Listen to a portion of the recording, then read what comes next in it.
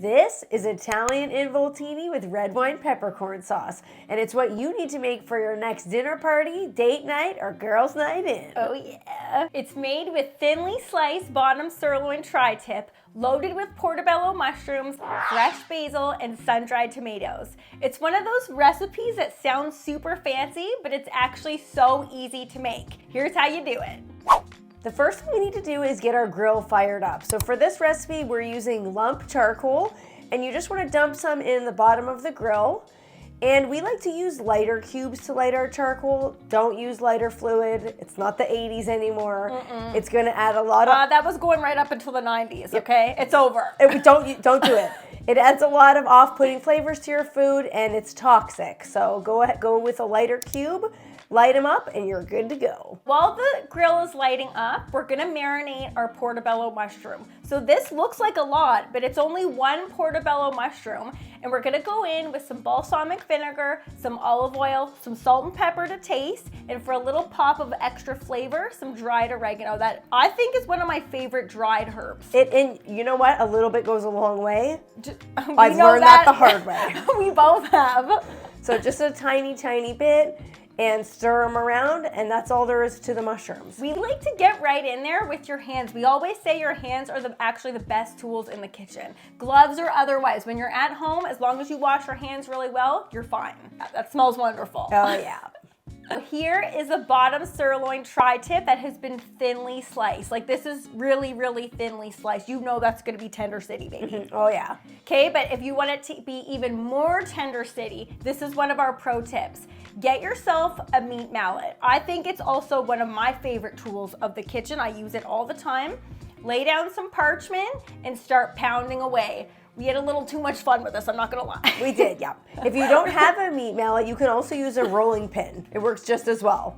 Okay, this is the benefits of cooking with your sister. Things get a little wild. Well, you started pounding to a specific beat. I couldn't help it. How can you not dance to that? Okay, but let's get serious again. We have another pro tip for you that the next time you head to the grocery store, you're gonna wanna do this. Head to the meat counter and grab a package of any type of beef, any cut.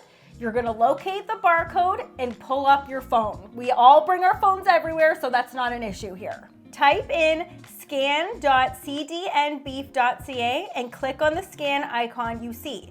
Next, when prompted, choose Allow for your device camera to be enabled. Now, just scan the barcode with your device camera and voila! Great information and recipes specific to the cut of beef you just scanned are available. Don't forget to bookmark scan.cdnbeef.ca to keep it handy always. It's your gateway to all things beef. All right, now back to the recipe. Look at how thin that bottom sirloin tri-tip is. I like to just put it on a lined cookie sheet just for easier cleanup. There's no really reason for the cookie sheet. You don't have to do this if you have a really big cutting board, but I like to space them all out like that. I love that. I find it easy. You can season really easy like that. We're loaded with pro tips here. I'm gonna say I have more than you though. You didn't invent that one. That was mine. Fine. That's a Kiki special. Once you get finished pounding out all the beef, you're good to go. We're gonna season with salt and pepper because you gotta season every step of the way. I think a lot of people forget that seasoning helps anything taste better, and it's easy to forget, so don't forget this tip. When in doubt, salt it in. Oh yeah, baby.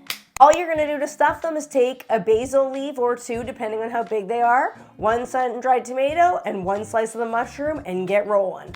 It does not get easier than that. So this is totally one of those recipes that sounds super fancy, but when you actually start doing it, you realize how easy it actually is. Literally anybody could do that. The kids could do it. I know, kids love rolling stuff. Who doesn't love rolling stuff? I know. With stuff. But stuff with stuff, rolling stuff with stuff. It's a crowd pleaser. It totally is. And then you just want to continue on until you've got them all rolled. Now, you might be looking at that and being like, well, it's only basil, sun-dried tomato, the marinated mushroom, like how flavorful is that? Oh, it's super flavorful. You got the freshness of the basil, the candied vibe of the sun-dried tomato. It's super, super flavorful. To skewer these, to put them on the grill, what we like to do is take 2 skewers and skewer one on each end of the involtini. because that makes it so you don't need to use any toothpicks or any string, butcher's twine, or anything like that to keep them together. You just take the folded end, so the end of the involtini, and skewer it onto both skewers. And you don't have to do them all in two long skewers like we did. You can separate these out to do different batches using, say, 4 skewers to divide them into 2.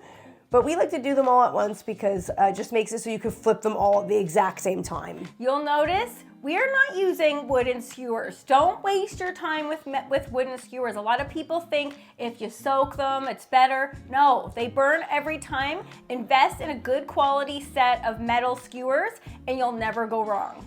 And these ones are actually flat, so it's unlike perfectly round skewers that will just keep the meat rolling around like a rotisserie. These ones are flat, so they keep everything nice and sturdy so you can flip easy. It's a very secure skewer. It totally is. Good investment for the kitchen. And then don't forget again, when in doubt, salt it out on the outside this time though. So salt and pepper, both sides. We really love our salt and pepper. You gotta season every step.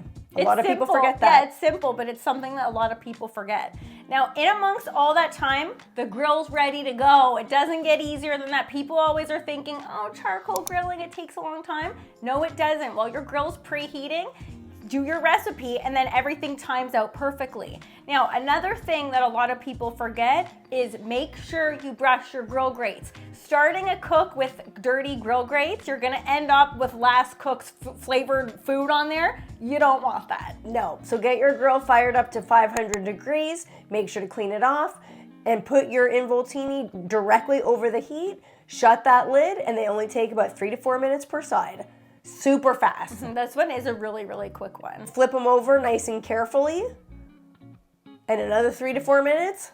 That's all. Look at those beautiful grill marks. That's the benefit of putting them all on one, or well, 2 skewers, because you only have to flip once as opposed to many of them. This is just a one flip. You do need some guns to really get them over there though. I knew you wouldn't go this whole video without you. Okay, here she goes. Here she goes. That's okay. for you guys that watching at home. Okay, actually that is quite good, buddy. That is, I'm not gonna lie, that's quite good. All right, we're gonna quickly reconfigure the grill because we ain't done yet here. We're not just making this, we gotta take it to the next level with another sauce that sounds like it's like complicated, it's restaurant style, but it's actually only a few ingredients and super easy to make. You wanna impress some people? The way to do it is with a red wine peppercorn sauce. Now, if you're wondering, okay guys, I'm drooling, this looks fantastic, but where can I get the recipe? Our recipe, along with many, many other recipes, actually 400 recipes, is available at the Canadian Beef Information Gateway. It has information on over 70 cuts of beef, but my favorite part, and Key, I'm gonna say your favorite part too, is that every single recipe comes with a video. So for the visual learners out there, sometimes you like to see a recipe being made before you decide to commit to actually making it yourself. 100%. So head on over to the Canadian Beef Information Gateway and you'll find tons of beef inspiration. When the involtini come off the grill, we like to toss them right directly into the sauce, top it with some Parmesan cheese, and of course a little extra torn basil just for some beautiful color and an extra pop of flavor. Now if that is not restaurant date night at home, I don't know what is. That's like marry me. If even first date, you might get a proposal out of this thing. We should just call this Marry Me Beef because it totally is. Marry me bottom sirloin tri-tip.